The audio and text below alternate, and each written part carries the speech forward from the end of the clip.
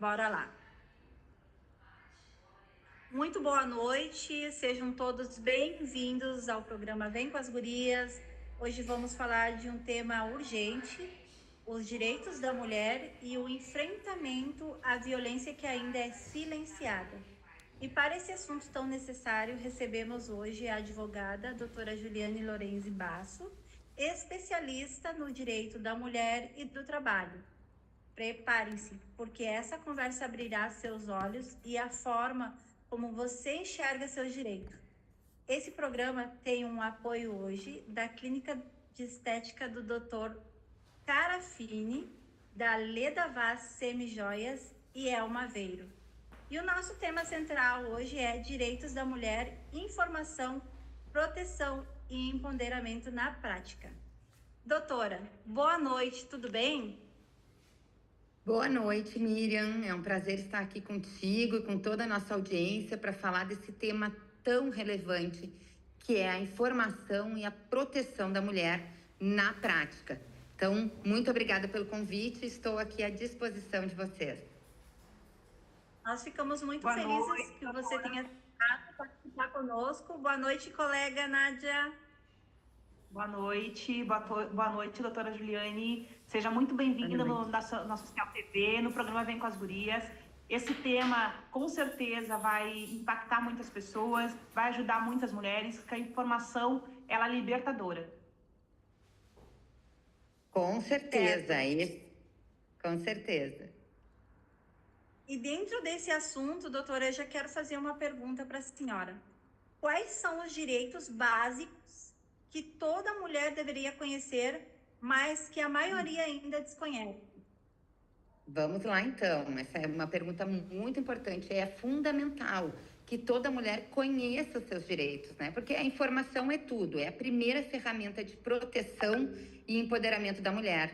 Porque muitos direitos, né, embora garantidos ali por lei, ainda são desconhecidos. Então, nós podemos relacionar vários direitos aqui, como, por exemplo, o direito à integridade física e psicológica, né? A Lei Maria da Penha prevê essa proteção e não só apenas a violência física, mas ela também prevê a proteção contra a violência psicológica, moral, sexual e patrimonial. E muitas mulheres não sabem disso, né? Muitas mulheres não sabem que xingamentos, humilhações, né, um controle excessivo, violência, né, patrimonial, não deixar ela usar o dinheiro dela naquilo que ela quer, ou, por exemplo, ter uma conta conjunta só para botar o dinheiro do trabalho da mulher, mas o companheiro fica com o dinheiro dele numa conta em separado. Então, tudo isso são violências contra a mulher e a mulher tem o direito de ter a sua integridade física e psicológica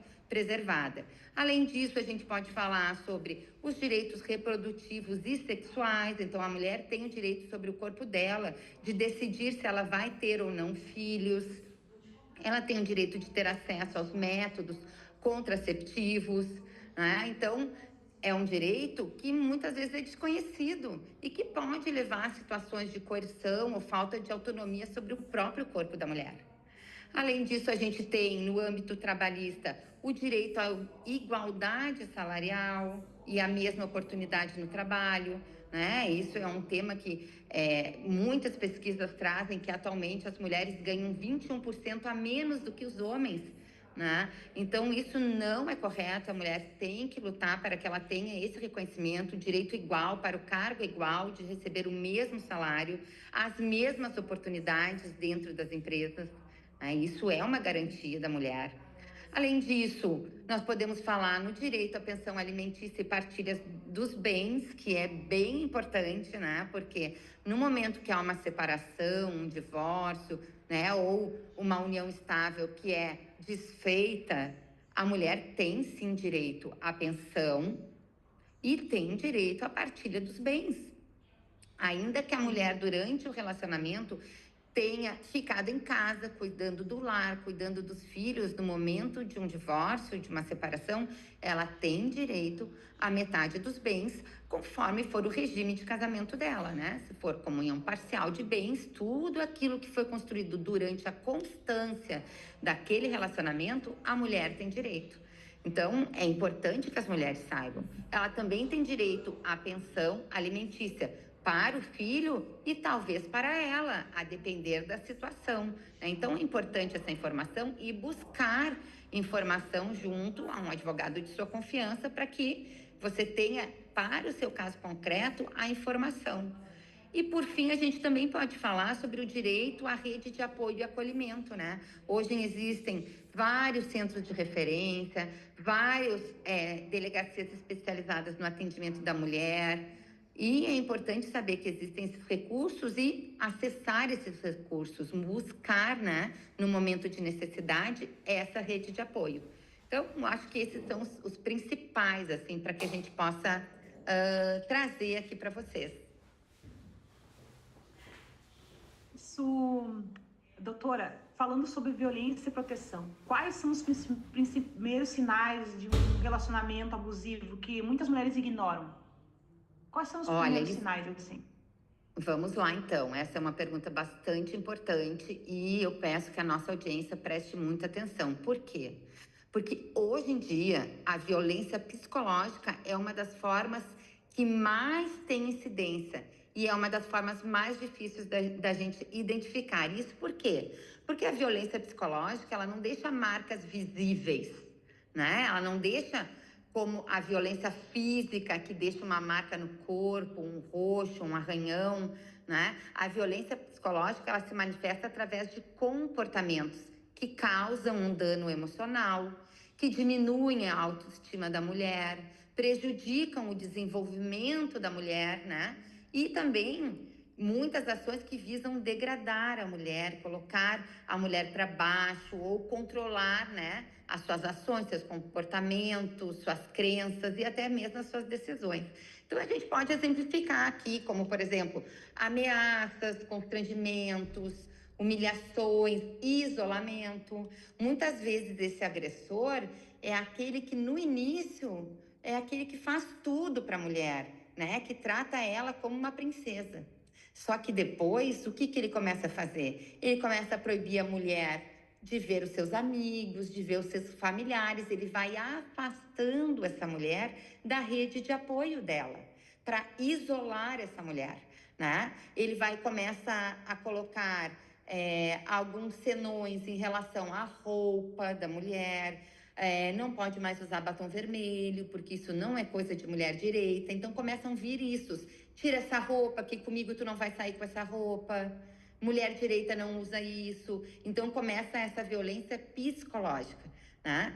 Depois isso aí vai agravando para uma chantagem, às vezes ridicularização, uma exploração, a limitação, às vezes, do direito da mulher ir a determinados lugares ou, né, encontrar com suas amigas, né? Então a mulher começa a se sentir culpada, ele começa a fazer a mulher se sentir culpada de tudo, né? Desvalorizar as opiniões dela, começa a ameaçar a mulher.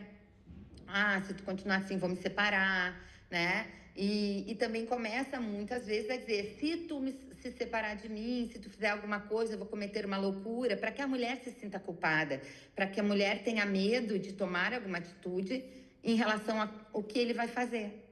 Outro aspecto que a gente pode trazer também é a questão da violência constante em relação a uma vigilância exacerbada, né? Ou perseguição, insultos. Então, instalam GPS no celular da mulher, instalam GPS no carro da mulher, para dizer que não, é para tua proteção, mas na verdade é para uma vigilância, para uma perseguição. O agressor, ele passa a monitorar a mulher a cada passo dela, começa a ligar insistentemente, enviar mensagens agressivas, aonde tu tá, por que tu não chegou ainda?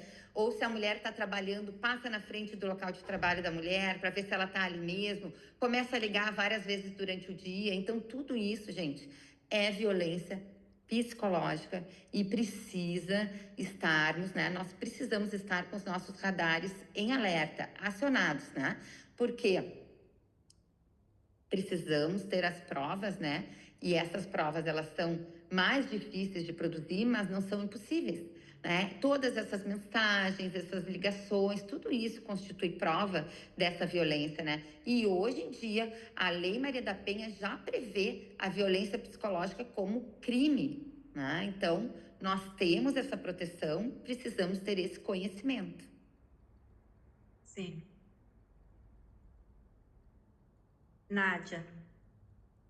Esse conhecimento sobre os seus direitos, né, Juliane, ele é muito importante. Saber onde buscar ajuda também, né? Hoje, como tu disse, né, tem vários lugares que se pode hoje buscar ajuda psicológica, né? Tem lugares que tu possa ter esse respaldo para cuidar, principalmente da parte psicológica da mulher, que é onde esse excesso, né, de vigilância, excesso de controle, as mulheres têm que começar a perceber logo no começo do relacionamento, né? Porque muitas vezes elas vão deixando isso ser algo se agravar muito na vida delas. E essa informação que tu está nos trazendo é muito importante para todas que estão nos ouvindo, né? A botar em prática todas essas informações, se estiver precisando delas.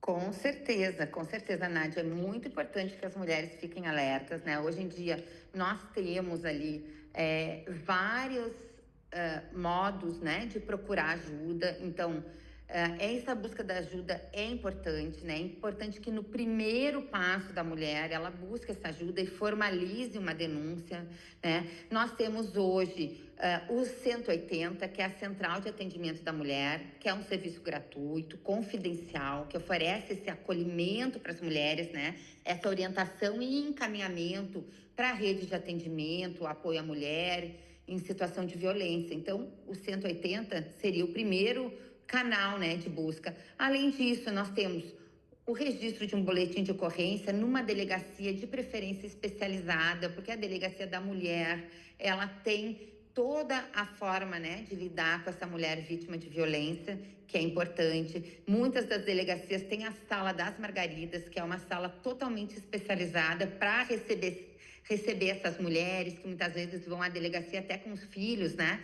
para fazer essa ocorrência. Então, sempre busque isso, né? Você pode procurar também a Defensoria Pública da sua cidade, né? A Defensoria Pública, ela está preparada para ajudar você, e também pode procurar um advogado particular que esteja ali para lhe ajudar, né? Para receber toda essa orientação jurídica, iniciar esses procedimentos necessários, né? Como, por exemplo, a solicitação de medidas protetivas de urgência, né? Então, esses são os primeiros passos, né? E é muito importante, é fundamental reunir provas, né?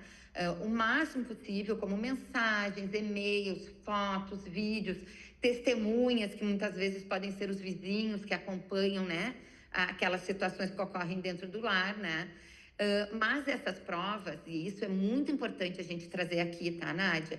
Que essas provas, a ausência dessas provas, elas não impedem a denúncia, né? O mais importante de tudo é que essa mulher possa romper com esse ciclo de silêncio e buscar apoio, né? Através dessas situações aqui e desses elementos que a gente trouxe. Então, ligar para o 180, registrar um boletim, procurar a defensoria ou um advogado particular para lhe dar essas orientações. Certo. Doutora, existe assim um perfil comum de mulheres que sofrem essa violência ou isso pode acontecer com qualquer uma? Miriam, essa tua pergunta é muito boa. É crucial que a gente desmistifique a ideia de que existe um perfil de mulher que sofre violência. A violência doméstica e familiar, Miriam, ela não escolhe raça, não escolhe classe social, nível de escolaridade, idade ou orientação sexual. Ela não escolhe, ela pode acontecer em qualquer lugar e com qualquer mulher, em qualquer tipo de relacionamento. Então, o que a gente observa, na verdade, são fatores de vulnerabilidade que podem dificultar a saída da mulher daquela relação abusiva, né? Como, por exemplo, a dependência financeira, que é um dos fatores mais relevantes para impedir a mulher de sair da situação que ela está. O isolamento social, então, ela foi tão isolada da família, dos amigos, que agora ela não tem para quem pedir ajuda, então isso acontece. abaixa a autoestima, né? Ela foi tão assediada, ela está tão psicologicamente doente, né? E sensibilizada que ela não tem forças para sair daquilo ali, né? Então isso, e também a falta de informação sobre os seus direitos e sobre a rede de apoio que existe. Então, não tem um tipo de mulher, mas tem situações que impedem ela de sair daquela situação, né? Porque o agressor, muitas vezes, ele se apresenta como uma pessoa charmosa, manipuladora, né? O que dificulta ainda mais a percepção da vítima de que aquele ciclo social, né, sobre aquela situação ali que ela está vivendo é uma situação de abuso.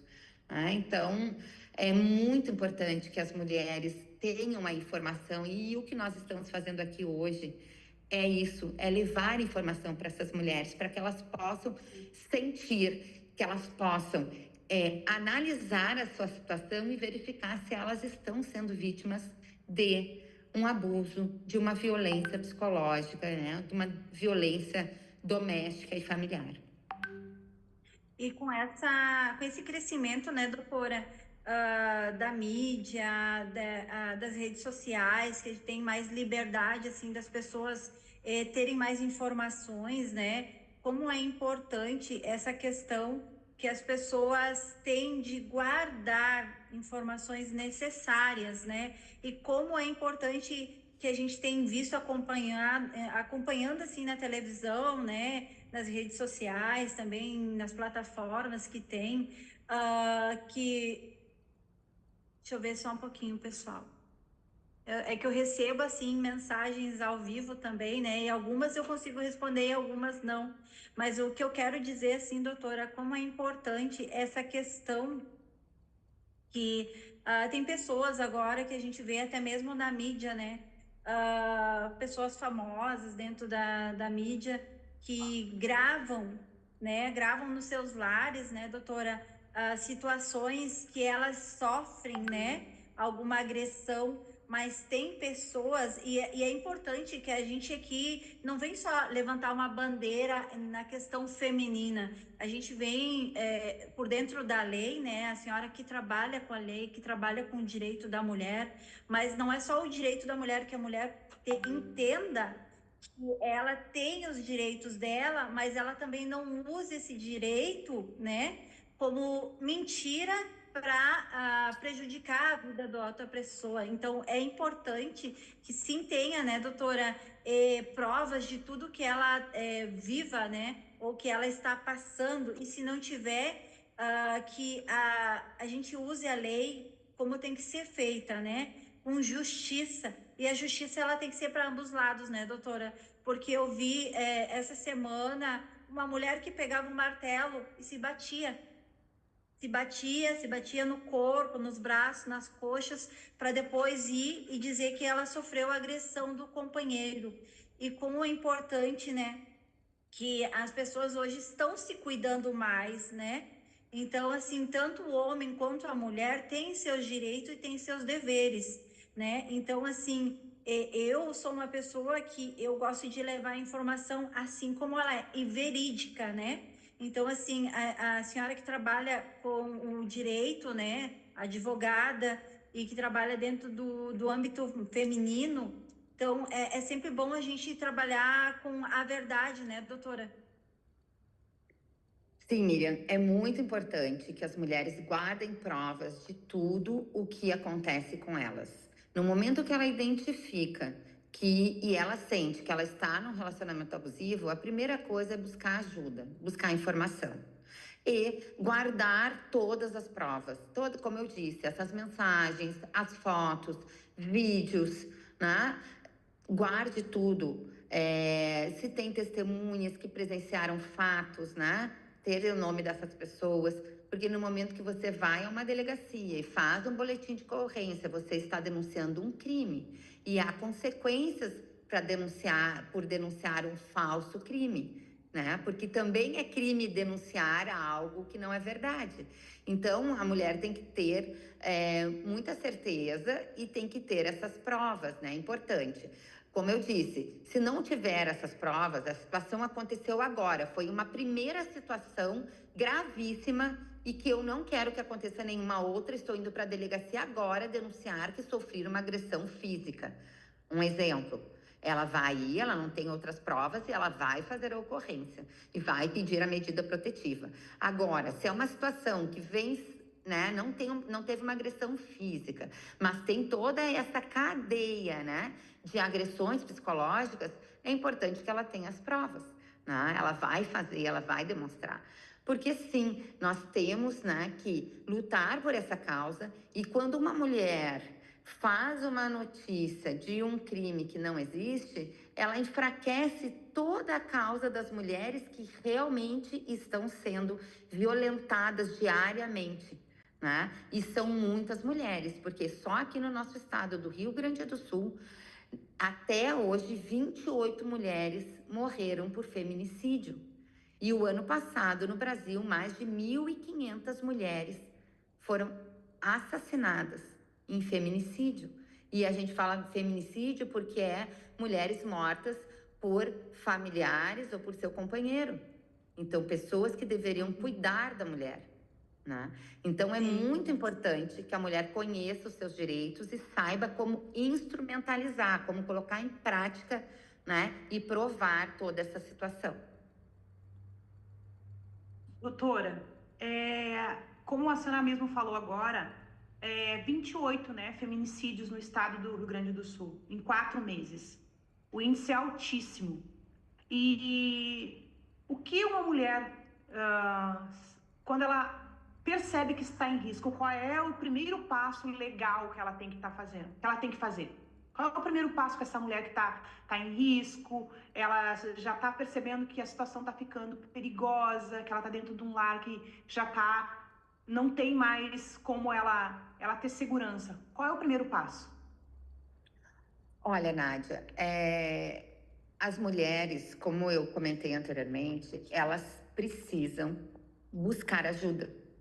Elas não podem ficar dentro do lar onde elas já estão percebendo que a agressão está muito grande, que a agressão psicológica já passou para a agressão física, né? Porque tudo começa, o feminicídio ele não começa de uma hora para outra, o feminicídio ele começa com a agressão psicológica e ele vai escalando. Então, começou com a agressão psicológica, a mulher vai aceitando isso, essa agressão psicológica vai se intensificando e vai ficando maior, e depois disso, muitas vezes, vem para agressão física, né? Para uma agressão física, é um empurrão, é um tapa, né? E depois isso vai escalando e pode culminar com feminicídio. Então, a mulher que identifica que ela está numa relação violenta, que ela está vivendo, né, num relacionamento tóxico, ela precisa buscar ajuda. Ligar no 180, pedir ajuda, ir a uma delegacia da mulher, fazer essa ocorrência policial, de preferência uma delegacia da mulher, né, com um atendimento específico, pedir a medida protetiva, representar contra o seu agressor. Porque hoje o agressor, ele vai ter que usar uma tornozeleira eletrônica, sendo deferida a medida, ele vai usar a tornozeleira eletrônica, ele não vai poder se aproximar da mulher, a mulher vai receber um celular próprio com um botão de ajuda de emergência que liga direto com a polícia. Então, hoje nós temos medidas para proteger a mulher. O que acontece muito é que as mulheres não estão buscando ajuda, porque elas acabam tendo pena do agressor, porque muitas vezes é o pai dos filhos, porque muitas vezes não quer ver o agressor preso, mas é o pai dos meus filhos, doutora, eu não quero, depois os meus filhos vão ficar contra mim. E muitas vezes, por elas não tomarem a atitude, acaba que tem tanto o feminicídio como tem agora o crime de vicaricídio, que é a morte dos filhos para atingir a mulher. Como a gente tem notícias que aconteceu nesse ano, né? O pai foi lá e matou as 2 crianças, depois se matou para atingir a mulher, né? Então, hoje isso é um crime tipificado. Então, nós não podemos, mulheres, deixar isso escalar um ponto que depois a gente não consegue sair disso. né? Então, a minha orientação jurídica para as mulheres é que procurem ajuda nos primeiros sinais de violência. E quais são esses primeiros sinais? Eu acho que isso é muito importante a gente trazer aqui para elas. Quais são esses primeiros sinais de um relacionamento abusivo que muitas mulheres ignoram? Ciúmes excessivo e controle, né? O parceiro quer saber onde tu tá o tempo inteiro, com quem tu fala, o que tu veste, tenta te controlar o tempo inteiro, né? Controlar as tuas amizades, as tuas atividades. Ah, não vai fazer isso, não vai sair com essas amigas. Começa a dizer que todas as amigas não prestam, isolam a mulher. Críticas constantes e desvalorização, meninas. E isso eu ouço seguidamente das mulheres. Ele critica a minha aparência, a minha opinião nunca vale, só é dele, né? Ele critica o meu trabalho, quer que eu saia do trabalho, não gosta dos meus colegas de trabalho, critica também tudo que eu estou fazendo e diz que eu estou inadequada, que eu não sei fazer nada, que eu não faço nada direito, que quem que vai me querer, né? Ele fala, se tu separar de mim, ninguém vai te querer, olha aí como tu é. Então, esse tipo de desvalorização, sabe? O isolamento social também, ele tenta afastar você dos seus amigos, dos seus familiares, não deixa você visitar, ou só quer visitar os familiares dele, não quer deixar tu visitar seus familiares, porque ele vai criando um ambiente de dependência exclusiva dele. Quando você se vê, você não tem mais ninguém à sua volta, você só tem ele, só depende dele, né? Então, isso são sinais. Outros sinais importantes é a exploração da raiva, tá? E das mudanças de humor repentinas. Então, assim, uma hora ele tá muito bem, aí qualquer coisinha, tu derruba um copo no chão. O que pode acontecer? Já vira um motivo, assim, de gritaria, de briga, dele dizer, tu não sabe fazer nada direito, não presta atenção em nada, é uma estabanada, né? Então, isso eu já ouvi relatos nesse sentido, né? E a gente, analisando as nossas histórias, muitas vezes a gente vê que até com a gente já aconteceu isso, né? Então, qual mulher que não passou por isso? É muito difícil, né? A mulher que não tenha passado por uma situação assim. E depois ainda tem situações de...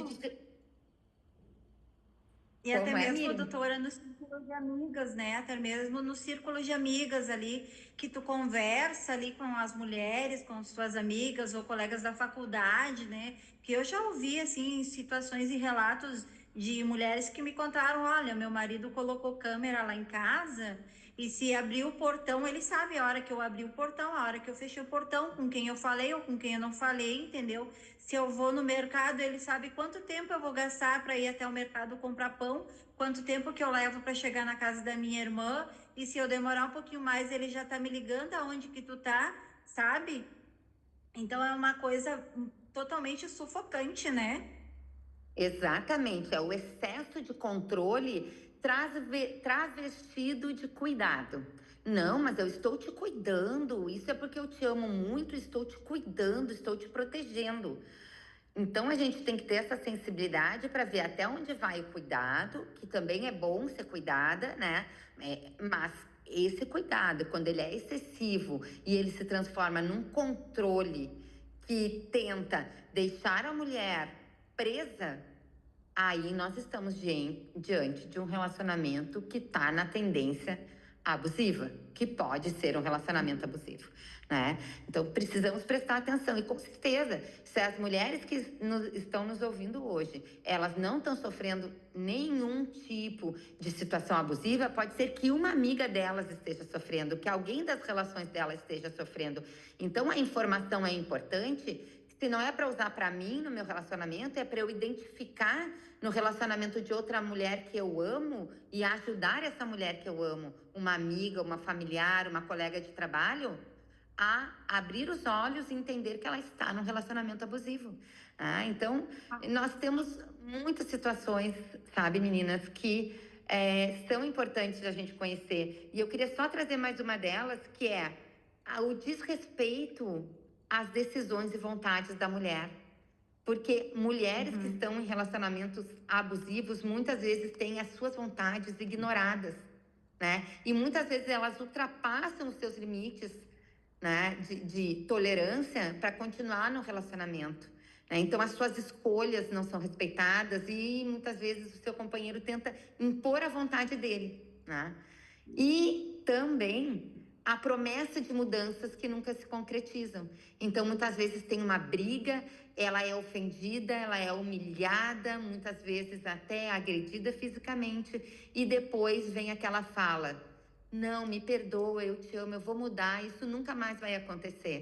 E aí a mulher sensível não quer desfazer o relacionamento, pensa nos filhos, ou muitas vezes é dependente financeiramente daquele marido, ela não tem como se sustentar, aí ela aceita.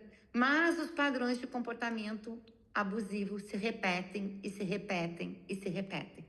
Então, isso é muito importante. Né, Exato. No atendimento, eu atendi uma cliente e essa pessoa me relatou o seguinte: fui fazer um atendimento e fui olhar o cabelo. E quando eu fui olhar, ela tinha descolamento no couro cabeludo. E eu logo identifiquei que aquilo só poderia ter acontecido se aconteceu alguma violência, né? E ela me relatou que ela tinha sofrido violência. E eu, como mulher, na hora, eu acolhi e perguntei para ela, né, se ela queria conversar a respeito. Conversei com ela me contou que ela tinha recebido a mãe tinha falecido e ela tinha recebido uma herança. E o esposo se transformou, porque ele queria ter o controle desse lado financeiro. E ela não queria deixar na mão dele. E isso gerou o quê? Agressões, tanto físicas, né, como psicológicas. Ela estava assim, ó, muito sensível. Conversei com ela, falei para ela que era uma decisão dela, que eu estava só para ouvir ela, mas que a decisão ela era dela e ela precisava tomar uma decisão, ela estava se colocando em risco se ela não tomasse uma decisão imediata em relação a isso. E isso acontece, vou dizer para vocês, é muito frequente receber mulheres quando a gente tem trabalha diretamente com mulheres. Eu também atendi uma outra com um hematoma na perna, né, que foi agredida. Então isso é comum. Muitas vezes elas estão paralisadas, elas ficam paralisadas sem saber o que fazer. E doutora, quando uma mulher ela tá assim, ela não sabe por que ela permanece naquela relação, o que a senhora acha que ela deve fazer em relação a isso? Eu não consigo tomar uma atitude. Qual é o primeiro momento, assim, o que ela deveria estar fazendo para ela poder sair daquela situação?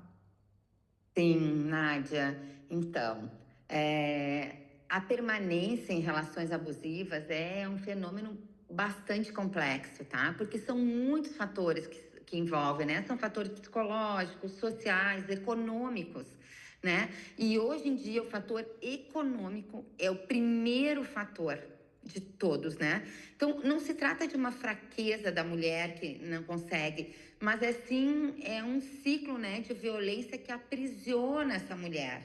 Então, a gente tem que ter muito acolhimento, muita sensibilidade, né? Tem que ser no tempo dela, porque não é que ela não quer sair daquela relação, é que muitas vezes esse ciclo não permite que ela saia de um modo tão rápido. Ela tem que se estruturar, ela tem que pensar às vezes nos filhos, ela tem que pensar na questão econômica, como que ela vai se sustentar. E muitas vezes a mulher não tem informação de toda a gama, né, de serviços que existem hoje de apoio à mulher para ajudar ela a vencer essas barreiras, né? Então, hoje a gente vê assim a dependência emocional, né? Dependência emocional, que é a violência psicológica, mina a autoestima da mulher. Então, ela acaba acreditando que ela não é capaz de viver sem aquele agressor, muitas vezes, né? Ou que ela merece o que ela está passando, né? Então, isso é um fator crucial aqui, né? Porque isso distorce muito a percepção da mulher, né, como realidade de vítima. Ela muitas vezes não se vê como vítima de uma violência doméstica. Ela não se vê como vítima. Né? Ela fica com a autoestima tão prejudicada e ela fica dependendo emocionalmente daquele homem, né, ou daquele agressor, que ela acha que não tem como sair daquela situação, que não adianta ela sair. Né? Depois tem a dependência financeira, que, como eu disse, é a dependência mais cruel em relação às mulheres, porque muitas vezes aquela mulher, ela trabalhava antes do casamento, antes do relacionamento, ela estudava, e aí por conta daquele homem que diz, não precisa, eu trabalho, eu ganho bem, eu vou te sustentar, e no início realmente, ele às vezes dá presentes, ele dá dinheiro para a mulher gastar com o que ela quiser, e aí casa, e aí tem filhos, e ela acaba abrindo mão do estudo, abrindo mão do trabalho para cuidar dos filhos, para cuidar daquele homem, para cuidar daquele lar, e ela fica sem o sustento. E muitas vezes ela fica anos e anos sem estar no mercado de trabalho, né? Então, quando a mulher não tem autonomia econômica e depende do agressor para o sustento dela e de seus filhos, o medo de não ter onde morar, o que comer ou de sustentar a família é um grande obstáculo para ela poder sair dessa relação, né?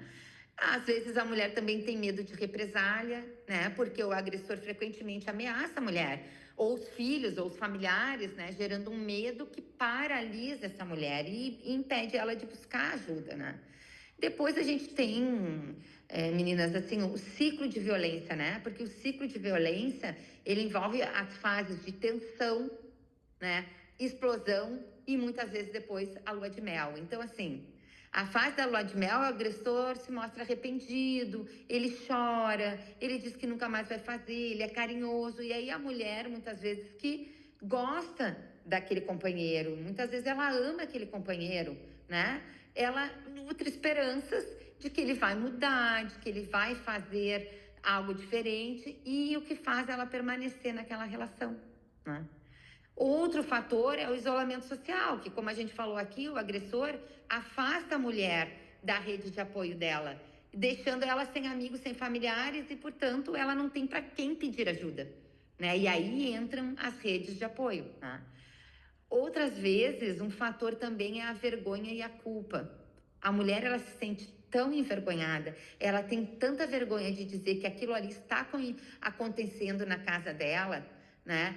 E ela sente que essa situação, ela não tem como sair daquilo, ela não quer abrir para ninguém, porque o que vão pensar? Às vezes é uma mulher que é empoderada, que trabalha fora, que às vezes até tem um cargo, né? A gente tem histórias de mulheres, né? Até mesmo de mulheres em cargos públicos que eram violentadas no seu lar e tinham vergonhas de falar. Vergonha e muitas vezes culpa, né?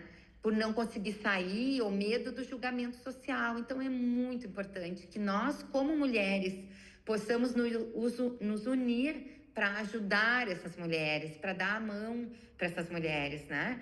Para ter uma escuta ativa, sem julgamentos, para que ela se sinta acolhida e tenha coragem, né, de sair desse ciclo de violência, né? E o outro ponto, que é o que a gente está fazendo aqui hoje, muito bem feito, é trazer informação para essa mulher. Porque o desconhecimento sobre os direitos, sobre a rede de apoio, sobre a possibilidade de recomeço, faz com que muitas mulheres permaneçam nesse ciclo. Então é fundamental entender que sair de uma relação abusiva não é simples. Não é simples, né? E se a gente disser que é simples, não é. Mas exige um processo de desconstrução e um processo de apoio e reconstrução. E nós estamos aqui para isso, como mulheres, para apoiar e ajudar, porque mulher levanta mulher. Isso é muito importante, né, doutora? Eu recebi aqui uma mensagem de uma seguidora do TikTok e ela falou que ela foi fazer medida protetiva e depois que ela foi fazer a medida protetiva, ele pulou 2 vezes o muro da casa dela, entrou, ele bateu nela, ela chamou a polícia, que teve uma demora muito grande para chegar no auxílio dela, né? Então, em base a essa pergunta, né, que ela me fez, que como funciona na prática as medidas protetivas e se elas realmente protegem a mulher. Bom, então vamos lá, tá? Isso é bem importante. Tem tido muitas alterações legislativas agora, este ano de 2026, né? Eu não sei quando aconteceu esse fato com a mulher que fez a pergunta, mas é importante que toda vez que uma medida protetiva for descumprida, que ela faça um novo boletim de ocorrência, que ela noticie, porque Se ele está em liberdade, ele descumprir a medida protetiva, ele pode ser preso, mas ela precisa noticiar. Atualmente, quando é deferida a medida protetiva, é deferido também o uso da tornozeleira eletrônica. E como eu disse, as mulheres ganham um celular que é ligado direto com a central de polícia, para no momento em que ele se aproxima, né, do raio que ele não pode se aproximar de distância dela, ela acione o botão de emergência, né? De emergência. Então, se hoje em dia, se isso acontecesse com a nossa ouvinte, ela teria esse celular e poderia acionar. Claro, o que nós temos que pensar, tá? As medidas protetivas de urgência, elas são instrumentos legais, né? Previstos ali na Lei Maria da Penha para proteger a mulher da violência, né? Hoje em dia, inclusive, está tramitando uma possibilidade de atualização legislativa para que essa medida de urgência seja dada na própria delegacia, que não precise aguardar o juiz. Mas, enquanto isso não é efetivamente, né, decidido pelo nosso legislativo, elas são concedidas hoje pelo juiz, geralmente em 24 a 48 horas após a solicitação feita pela mulher, ela é deferida essa medida para afastar esse agressor da vítima e garantir essa segurança, tá? Então, o mais comum a acontecer é o afastamento do agressor do lar, né? Então, afasta o agressor do lar, o agressor é obrigado a sair dessa casa, independente de que seja o proprietário do imóvel. Ele pode ser o proprietário, mas ele vai ter que sair desta casa, né? Ele vai ter que sair dessa casa. A outra medida é a proibição de aproximação. Então, o agressor não pode se aproximar da vítima, nem dos seus familiares, nem das testemunhas, mantendo uma distância mínima que vai ser estabelecida pelo juiz quando ele concede a medida protetiva, né? Proibição de contato também. O agressor não pode entrar em contato com a vítima por qualquer meio, nem por telefone, nem por e-mail, nem por WhatsApp, nem pelas redes sociais, nem mandando recado por outras pessoas, né? Então, ele não pode. Também existe a restrição ou suspensão de porte de arma. Se esse agressor é uma pessoa que possui porte de arma, esse porte de arma pode ser apreendido no momento em que essa medida protetiva é deferida. E também nós temos o encaminhamento da vítima e dos seus dependentes para o programa de proteção, para garantir o acolhimento e a segurança, né? Tanto da vítima como dos filhos. Então, assim, sobre a eficácia dessas medidas, sim, as medidas protetivas, elas realmente protegem, mas é fundamental que a mulher cumpra, né? E que as autoridades fiscalizem o seu cumprimento. Então, é importantíssimo que, em qualquer caso de descumprimento, a mulher noticie para a autoridade policial. Então, se ele está mandando mensagem, se ele está tentando fazer contato, ela tem que noticiar. Porque se há uma medida protetiva e a mulher faz essas denúncias de reincidência, o juiz pode decretar a prisão desse agressor. Então, nós precisamos estar atentos. E a mulher, ela precisa informar imediatamente, né? A polícia. Por quê? Porque esse passo da mulher informar é crucial para garantir a segurança dela e permitir que essa mulher, vítima, construa uma vida longe da violência. Certo. Doutor, a gente vê, né, isso acontecer com frequência, as mulheres fazerem a denúncia e retirarem, depois de se reconciliar com o agressor, ter aquele momento que a senhora disse, né, da lua de mel. E a gente vê que elas retiram a denúncia. E o que a senhora diria para essas mulheres em relação a isso? Que elas não devem estar fazendo? Por que a senhora acha que elas fazem isso? Bom, é muito delicado, né? Porque é uma situação muito particular de cada mulher. Eu vou falar sobre a minha experiência. Muitas mulheres acabam não querendo representar ou retirando, né, a denúncia, né, ou desistindo do processo, porque essa ocorrência policial, ela acaba virando um processo judicial, né? O juiz defere a medida e depois continua o processo para se apurar essas agressões. Muitas delas acabam tirando por conta dos filhos, porque não quer ver o marido preso, né, ou o ex-companheiro preso.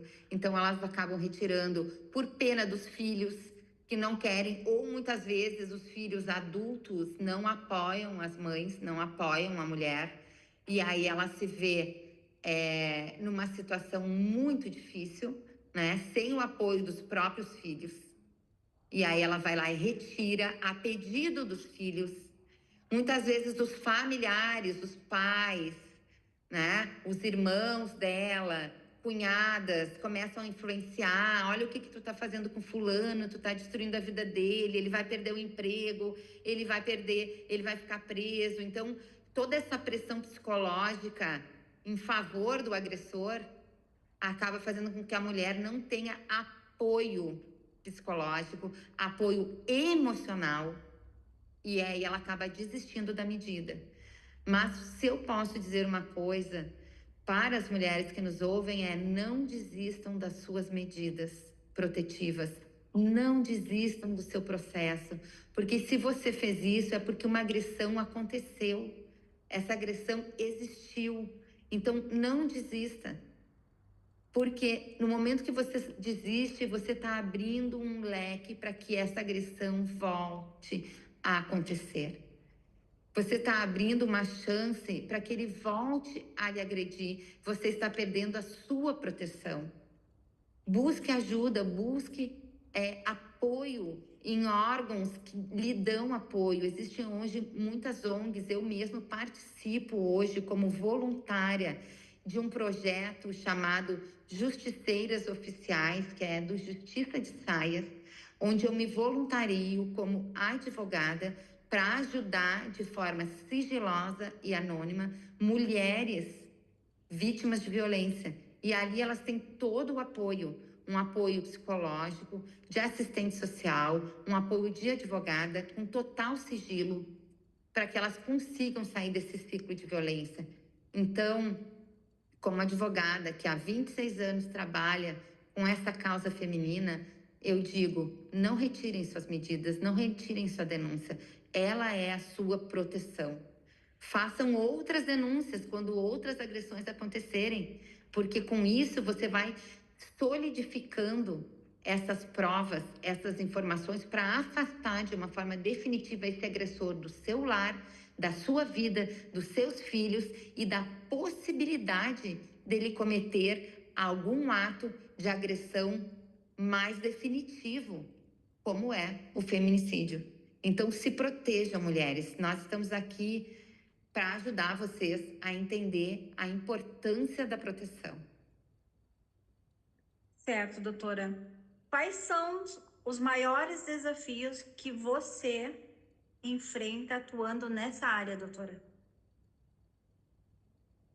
Olha, minha amiga, são tantos, né? Tantos desafios que a gente enfrenta, mas atuar no direito das mulheres é extremamente gratificante também e muito desafiador, né? Mas os maiores desafios que eu enfrento, assim, que eu posso te dizer é quebrar o ciclo do silêncio com as mulheres, porque muitas mulheres chegam, né, para conversar ainda presas àquele ciclo de violência, com medo, com vergonha, com culpa, né? Então, o meu primeiro desafio é ajudá-las a reconhecer a violência, que muitas delas acham que não é tão assim, mas isso não é, mas eu posso suportar. Então, essa quebra do silêncio, esse entendimento, né, de reconhecer a violência, de entender que elas não são culpadas, mulher, você não é culpada, e de fazer com que ela tenha coragem de denunciar. Um outro ponto que a gente, né, difícil, desafiador de lidar é com a revitimização da vítima, né? Infelizmente, ainda a gente presencia casos, né, de revitimização dentro do nosso próprio sistema, né? Seja por um atendimento inadequado numa delegacia, seja pela falta de sensibilidade ou até mesmo por uma burocracia exacerbada, né?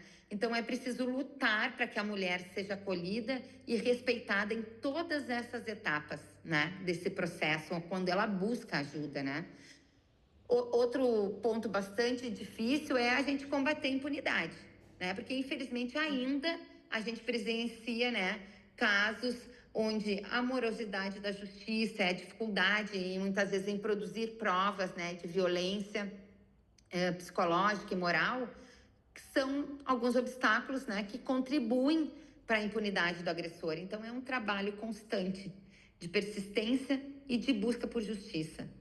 Também a gente enfrenta, né, a necessidade de desconstruir esses preconceitos e muitos estereótipos, né, porque a sociedade ainda tem muitos preconceitos em relação à mulher vítima de violência, o que dificulta o acolhimento e a compreensão da complexidade da situação, né? Então, a gente precisa educar e conscientizar, né? Educar no sentido de que a mulher, ela não está ali porque ela quer. Ela não está ali sendo violentada porque ela quer. Ela está ali porque ela não tem forças para sair, ela não tem apoio para sair, ela não tem dinheiro para sair. Então, a gente tem que ter redes de apoio para essa mulher. Então, isso é uma dificuldade muito grande, porque às vezes a gente está vendo, a gente está presenciando a violência e não conseguimos ajudar aquela mulher, porque ela não tem esse apoio, né? Então, o meu papel, muitas vezes, é mais de escuta, de ajuda, de tentar encorajar aquela mulher, de dar caminhos para ela, de ter essa sensibilidade, né? Outra dificuldade que a gente tem é, como eu disse, né? Garantir a efetividade das medidas protetivas, né? Porque elas são essenciais, mas a fiscalização do cumprimento dessas medidas ainda é um desafio, né? Então, é preciso um trabalho conjunto das autoridades para garantir que essa mulher realmente vai estar segura e apoiar a construção da vida do trabalho dessa mulher, né? Apoiar a reconstrução, né? Então, meu trabalho não se limita na esfera jurídica. Muitas mulheres precisam de apoio psicológico, social, financeiro para reconstruir as suas vidas, né? E o desafio é conectar essas mulheres às redes de apoio, né? Então, cada mulher, né, que eu consigo ajudar, que eu consigo libertar, né, e retomar o controle da sua vida, ajudá-las a retomar o controle de suas vidas, a cada vitória na justiça é a cada passo, né, que a gente está dando esse empoderamento, direcionando essas mulheres ao empoderamento, é a certeza que eu estou no caminho certo e isso me fortalece a continuar dia após dia ajudando mais mulheres. E eu sempre digo, se a minha vida inteira valer para eu tirar uma mulher de uma situação de violência, eu ajudar uma mulher, já valeu a minha vida toda. Porque se eu salvar uma mulher e se cada mulher que está me assistindo puder salvar uma mulher, quantas mulheres nós não vamos salvar, não é mesmo? Certamente, né, doutora? Nádia? Doutora, a senhora acha que as políticas públicas que já existem, elas são o suficiente ou a senhora acha que deveria ser criado outras ainda? É como a senhora disse, né? Deveria ter a fiscalização das que já existem, né? Mas a senhora acha que existe possibilidade e acha que deveria ter outras que pudessem para isso ser mais eficaz? Olha, Nádia, são tantas coisas que eu poderia te dizer que nós teríamos que marcar uma nova entrevista só para falar sobre essa tua pergunta, mas eu vou ser bem sucinta, tá? Eu acho que sim, que como sociedade, né, nós temos muitas coisas para fazer, muitas coisas, né? A educação desde a infância, né? Nós tratar desse assunto desde a escola, porque educar criança e adolescente sobre isso, igualdade de gênero, respeito, não violência, relacionamentos saudáveis, né? A desconstrução do machismo, porque vivemos numa sociedade patriarcal e machista, porque a história nos trouxe, né? Para essa forma, até 50 anos a mulher não podia trabalhar se não tivesse autorização do marido, a mulher não podia viajar se não tivesse autorização do marido, a mulher não assinava sozinha documentos, né? Então, a educação, eu acho que é importantíssimo para que a gente possa construir uma sociedade mais igual, né? Além disso, o que nós estamos fazendo aqui, a conscientização e informação, né? Então, campanhas contínuas e acessíveis sobre os direitos da mulher, os tipos de violência, as redes de apoio, onde é que estão essas redes de apoio, né? São essenciais para que a mulher saiba identificar o abuso e buscar ajuda. Além disso, um ponto que é muito importante, que eu trato bastante, é o engajamento masculino. Porque os homens precisam participar dessa solução, desconstruindo o machismo em si mesmos, né? E em seus círculos sociais. Ah, eu não faço isso, mas quando eu vejo um amigo falando que está fazendo isso com a mulher, eu não falo nada, eu silencio. Então, eu estou sendo conivente com isso. Então, a participação dos homens que se dizem apoiadores da causa feminina, que se dizem contra a violência da mulher, é importante, né? Então, eu acho que esse é um ponto que nós, como sociedades, precisamos tornar os homens aliados à luta contra a violência de gênero. O combate à cultura do silêncio, da impunidade. Então, a sociedade precisa parar de culpar a vítima, precisa parar de minimizar a violência que acontece, né? E é preciso encorajar a denúncia e exigir a punição dos agressores. Então, como sociedade, nós precisamos nos unir e apoiar que a mulher faça isso, né? E o fortalecimento da rede de apoio, né? Investir em mais delegacias da mulher, em mais salas das margaridas, né? Em casas de abrigo, em equipes multidisciplinares, né? Capacitadas para atender essas vítimas. Hoje, muito do apoio dessas vítimas é feito pelo quarto setor, que é os institutos, as ONGs, né? Que são instituições que trabalham com voluntariado. Então, é importante que a gente, como sociedade, apoie essa causa. E também a gente poderia falar sobre as leis, que está tendo um movimento bastante grande agora nesse ano, por conta de tudo que vem acontecendo, que a gente tem presenciando, né, nos nossos dias, né, desse levante, né, de violência contra a mulher. Então, a gente tem muito a fazer, aprimorar a fiscalização das medidas protetivas, a celeridade processual, ampliar os tipos de crime, né, contra a violência da mulher, a violência doméstica, políticas públicas de autonomia financeira, de políticas públicas que ajudem as mulheres a ter autonomia financeira, né, que dê trabalho para essa mulher, para ela poder sustentar os seus filhos e sair desse ciclo de violência, né? E eu também penso que a educação jurídica para a população, levar esse conhecimento, né? Ciclo de debates nas escolas, ciclo de debates, né? Eu sou uma que sempre que sou convidada para dar uma palestra, para falar sobre isso, eu vou. Eu não cobro nada para fazer isso, é um trabalho voluntário, que é a minha parte de contribuição para a sociedade, né? Para as mulheres. Então, eu acho que essas mudanças em conjunto podem criar, sim, um ambiente mais seguro, mais justo e igualitário para todas nós mulheres. Certo, doutora. Um conselho. Qual seria o conselho que você daria para as mulheres que sentem que algo está errado, mas ainda não teve coragem de agir? Olha, para essas mulheres, meu conselho seria: confie na sua intuição. Se você sente que algo está errado, provavelmente você está certa. Então, sua intuição é um poderoso mecanismo de defesa. Não ignore seus sentimentos. Converse também com alguém de sua confiança. Procure uma amiga, um familiar, um colega de trabalho, um profissional da saúde ou um advogado. Compartilhe os seus sentimentos. Compartilhe o que você está sentindo. Porque compartilhar o que você está sentindo é o primeiro passo para quebrar esse isolamento e receber apoio. Busque também informação, esse é um outro conselho que eu dou. Informe-se sobre os tipos de violência, seus direitos, essa rede de apoio, porque o conhecimento, gente, é libertador e o conhecimento empodera, né? E pode te dar clareza sobre essa coragem de conseguir sair desse ciclo. E, por fim, não se culpe. Você não tem culpa de estar sofrendo violência. Você não tem culpa. E a culpa nunca é da vítima. Você é vítima se você está passando por isso. O seu agressor é o único responsável pela violência. E você merece respeito, amor e uma vida sem medo. Então, esses são os meus conselhos. Obrigada, doutora. Conselhos, né, doutora? A gente já está chegando ao fim, né, do programa Vem com as Gurias. E nossa gratidão, as informações, doutora, prestada essa noite a todas as mulheres. Muito obrigado por estar aqui conosco. Foi um prazer ter a senhora aqui, com certeza esclareceu muitas dúvidas, trouxe assim, ó, preciosas informações, com certeza, nessa noite. Muito obrigado pela sua participação. Também quero agradecer os nossos colaboradores, Fátima Maris, ASMNS como consultoria e Cristina Pimentel, consultoria. Queria agradecer a todos. Muito obrigada por estar com a gente, doutora.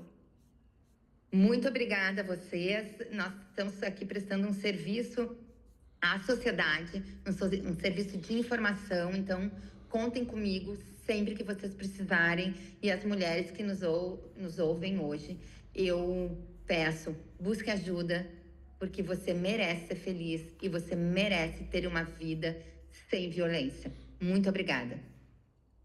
Obrigada, doutora. Que Deus abençoe a senhora. Obrigado por esse papel, por esse trabalho maravilhoso, né, nas nossas vidas, né, porque a gente nunca sabe quando vai precisar e é bom ter, né, esse conhecimento e saber que a gente tem quem conte com quem a gente pode contar, né, doutora? Então, te agradeço pela oportunidade de estar aqui conosco, nos brindar todas essas informações, né? Que muitas vezes até eu não tinha esse amplo conhecimento dentro do jurídico, né? Agradeço, então, a sua participação aqui conosco, agradeço a participação de cada um que nos acompanhou hoje. E a minha pergunta final é para você que está aí do outro lado. Quantas mulheres ainda precisam sofrer em silêncio até entenderem que merecem respeito e proteção e uma vida sem medo? Essa pergunta fica para você. Não se cale. Se você está passando por um momento difícil, não se cale. Busque seus direitos. E também quero agradecer, né, aos nossos patrocinadores, a Clínica Estética do Dr. Carafini, a Leda Vaz, Semijoias e Elmo Aveiro. E uma gratidão a todos. Boa noite. Boa noite.